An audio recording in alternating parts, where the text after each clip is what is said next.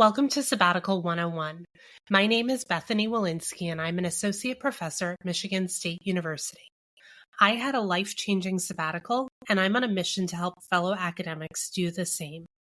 This podcast is a resource for all things academic sabbaticals.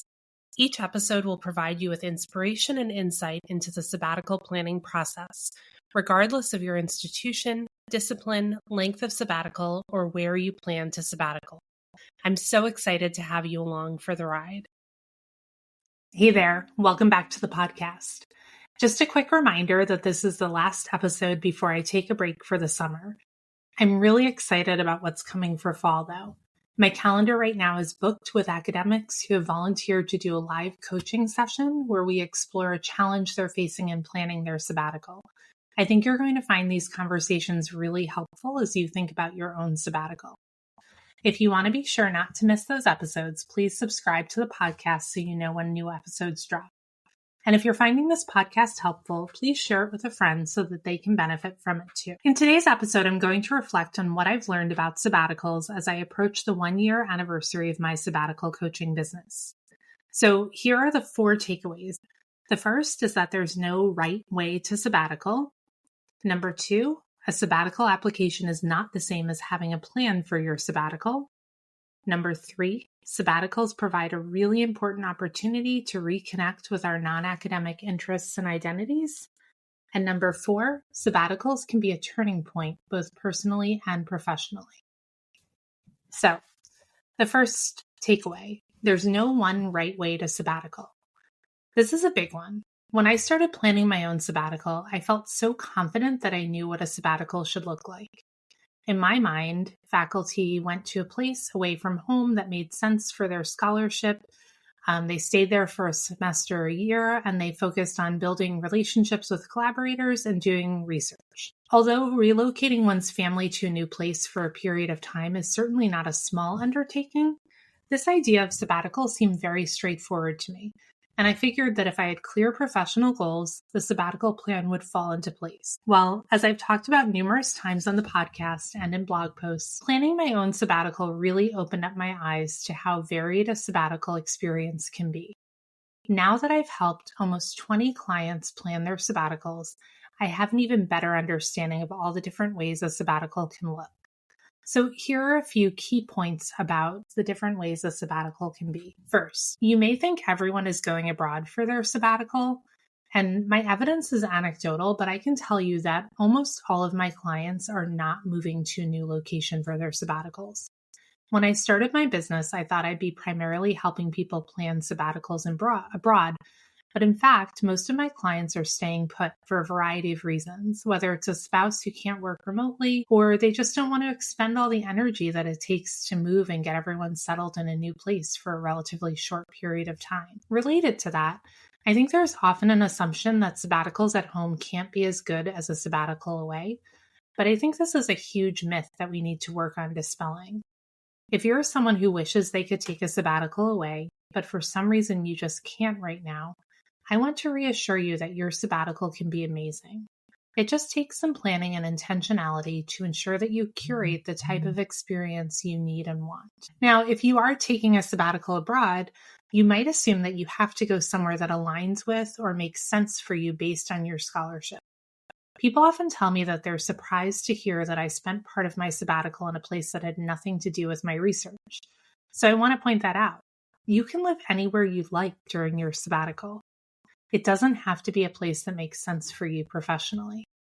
Of course, there are definitely caveats to this. You need to go to a place where you can get a visa or have permission to stay for the amount of time that you want to be. But the point here is that you don't have to go to a place that makes sense for your research. You can go to a place that makes sense for your life or your people for other reasons. And so related to that, your sabbatical application is not your sabbatical plan. So if you've been listening to the podcast, you've heard me talk a lot about identifying the purpose of your sabbatical. I know I talk about it a lot, and maybe I sound like a broken record, but that's because I think it's so critical to planning a truly transformative sabbatical. When I started my sabbatical coaching business, I knew that I wanted my clients to start the planning process by identifying their sabbatical purpose, because it was something that had profoundly shaped my own sabbatical planning experience. The idea that the first step in planning a sabbatical could be identifying the purpose of the sabbatical also seemed new to me. All of my Googling about how to plan a sabbatical had not led me to this idea of identifying your sabbatical purpose. It was something that I just happened to stumble into. Academics tend to think that the application we submit to get our sabbatical approved by our department and institution constitutes a sabbatical plan. And of course, to some extent, that's true because sabbatical applications require thought and planning, right? It's not something you just write off the cuff and submit. But I think that equating a sabbatical application to a sabbatical plan is actually a really limiting approach. Sabbaticals are about so much more than getting research done. And usually our institutions don't care about those other purposes of sabbatical. But really, sabbatical is an opportunity to reclaim your time, to reconnect with your priorities, and perhaps to even recreate or reframe your relationship with work.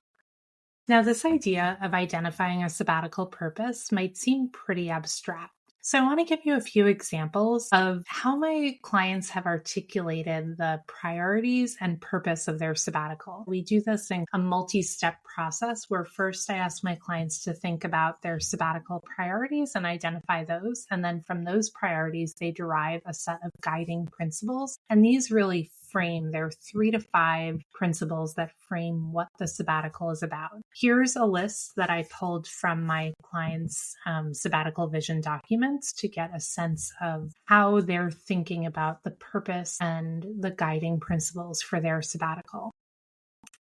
Their sabbatical guiding principles included recognize and be present in the moment, prioritize adventure, build my writing discipline to tap into my potential and creativity, make time for intentional rest and doing things I enjoy, protect my time, cultivate healthy habits, make time for wondering and wandering, seek simplicity and beauty, take time to consider career path and long-term goals, create better alignment in scholarship, prioritize rest.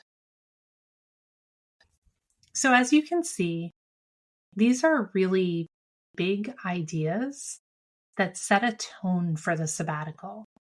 And most of them are not about work. And if they are about work, they're about, an identity as a writer or understanding who do I want to be as an academic. The reason that knowing your purpose is so powerful is that it frames all future decision-making about your sabbatical. One of my clients who's just about to finish the program told me in our last session that it was because she got so clear about her sabbatical purpose during the second week of the program that all of the subsequent decisions she made about how to spend her time, what to prioritize, and how to set boundaries for her sabbatical felt really easy and clear. Imagine that. Wouldn't that feel incredible? Feeling so clear about what you need from your sabbatical that it's easy to make decisions about what you'll do on a monthly, weekly, and daily basis. I want that for everyone who's listening to this podcast right now. The third lesson is about reconnecting with non-scholarly interests. Over the past year, it's become so clear to me how important sabbaticals are for giving academics the time and space to reconnect with their non-academic interests and identities. My clients are incredibly smart, productive, and successful. And what often comes with that success and productivity is a sidelining of one's own needs and interests. I love talking to my clients about their personal goals for sabbatical because that's where I see their eyes light up and when they get really excited about what's to come. Whether it's a pottery class, getting back into an exercise routine, taking piano lessons, reading fiction, learning to cook, or just spending more time in nature, sabbaticals create space for leaning into the things that really fuel the soul and allow us to be three-dimensional human beings. And finally, related to that, I've learned that sabbaticals can really be a turning point. When my clients tell me about the fun things they want to do during sabbatical that have nothing to do with their research, I encourage them to think about how they can ensure that leaning into non-academic interests is not something that only occurs during sabbatical, but that it becomes a habit or routine that they can carry forward post-sabbatical. It's the same with boundaries. During the planning process, we think about all the boundaries they need to set in order to make room for the sabbatical they've designed to move forward.